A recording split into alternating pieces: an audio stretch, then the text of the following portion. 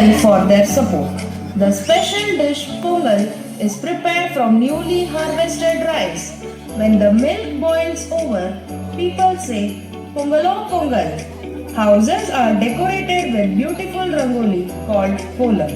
This festival shows respect for nature and animals. Pongal spreads happiness, gratitude, and prosperity.